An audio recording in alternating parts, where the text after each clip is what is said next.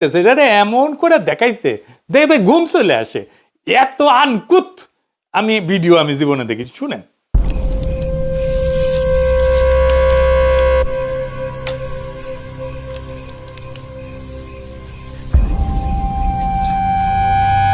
থমথম রাত আর নেমে আসা অন্ধকারে যখন নিশ্চুপ হয়ে যায় সমস্ত কোলাহল, কেবল রাত্রির বুকে জেগে থাকে নিশাচর।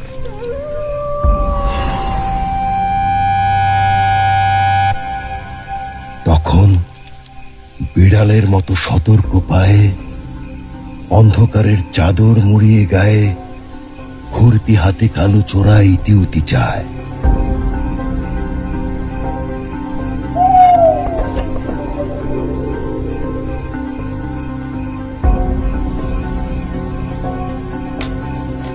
খুব খুব খুব সন্তর্পণে সরে যায় মাটি।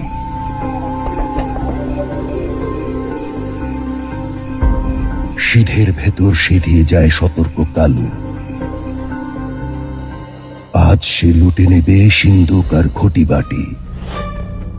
নিঃস্ব হয়ে যাবে অসহায় নিশ্চিন্তপুরবাসী।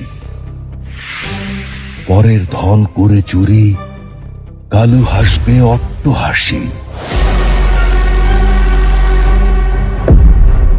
দেশের সিন্দুক যেন না হয় চুরি।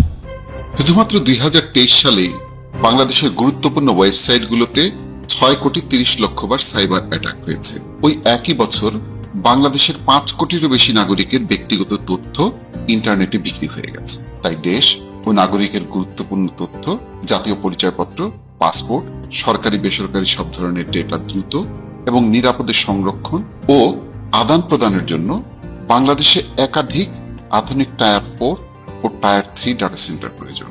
বিএনপি সরকার গঠনের সুযোগ পেলে ক্লাউড ফার্স্ট কৌশলে দেশের প্রথম এআই চালিত ডেটা সেন্টার ক্যাম্পাস স্থাপন করা হবে। ধানের শীষের অঙ্গীকার, দেশের প্রথম এআই চালিত ডেটা সেন্টার। শুনলেন তো কি কইছে? আমি আবার কইছে গত 2023 সালে বাংলাদেশের গুরুত্বপূর্ণ ওয়েবসাইটগুলোতে 6,30,00,000 সাইবার অ্যাটাক হয়েছে। ওই একই বছর বাংলাদেশে 5 কোটির বেশি নাগরিকের ব্যক্তিগত তথ্য ইন্টারনেটে বিক্রি হয়ে গেছে। তাই দেশ এবং নাগরিকের গুরুত্বপূর্ণ তথ্য, জাতীয় পরিচয়পত্র, পাসপোর্ট, সরকারি বেসরকারি সব ধরনের ডেটা দ্রুত এবং নিরাপদে সংরক্ষণ এবং আদান প্রদানের জন্য বাংলাদেশে একাধিক আধুনিক টিআর 4 টিআর 3 ডেটা সেন্টার প্রয়োজন। বিএনপি সরকার গঠনের সুযোগ পেলে ক্লাউড ফার্স্ট নীতিতে দেশের প্রথম এআই চালিত ডেটা সেন্টার ক্যাম্পাস স্থাপন করা হবে। বুঝিছাও কিছু?